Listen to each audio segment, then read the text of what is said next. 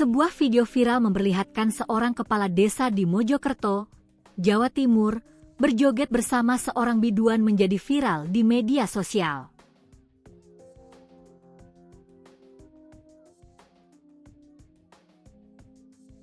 Rekaman berdurasi 20 detik itu menampilkan seorang pria berbaju lengan panjang asyik bergoyang dengan penyanyi berbusana merah. Belakangan diketahui, pria tersebut adalah Slamet, Kepala Desa Tempuran, Kecamatan Soko, Kabupaten Mojokerto. Setelah video itu ramai diperbincangkan, Slamet pun memberikan klarifikasi. Ia tampil didampingi Ketua PKD, Paguyuban Kepala Desa, yang juga Kades Medali, Miftahuddin, serta staf Kecamatan Soko, Abdul Muin. Sehubungan dengan beredarnya video yang menampilkan saya berjoget bersama penyanyi di kantor kecamatan, saya menyampaikan permohonan maaf sebesar-besarnya kepada seluruh masyarakat dan Pemkab Mojokerto, kata Slamet kepada wartawan, Jumat, 26 September 2025, malam.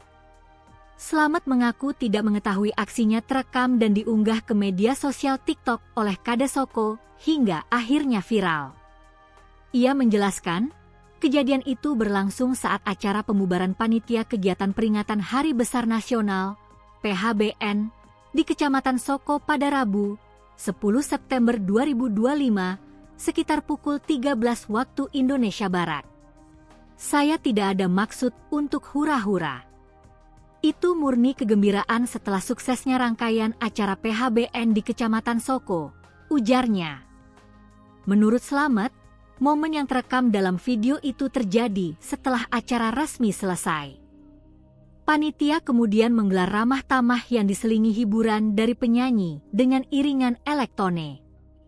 Jadi posisi saya berjoget bukan bagian dari kegiatan formal pemerintahan, melainkan acara setelah seremonial pembubaran panitia, jelasnya. Lebih lanjut, Slamet menuturkan bahwa dirinya memang memiliki grup musik orkes dan usaha sound system di desanya. Karena itu, ia menghadirkan hiburan secara pribadi tanpa menggunakan anggaran desa maupun kecamatan. Saya membawa elektone murni untuk membantu. Tidak ada biaya yang dikeluarkan dari desa maupun panitia, karena sejak awal memang tidak ada anggaran untuk hiburan, tegas Slamet. Ia menyadari video tersebut bisa menimbulkan persepsi berbeda di tengah masyarakat. Sebagai pejabat publik, Slamet mengakui dirinya wajib menjaga sikap dan menjadi teladan. Kedepannya, saya akan lebih berhati-hati dalam kegiatan formal maupun non-formal agar tidak menimbulkan salah paham, tuturnya. Semoga penjelasan ini bisa dipahami secara objektif oleh masyarakat, pungkasnya.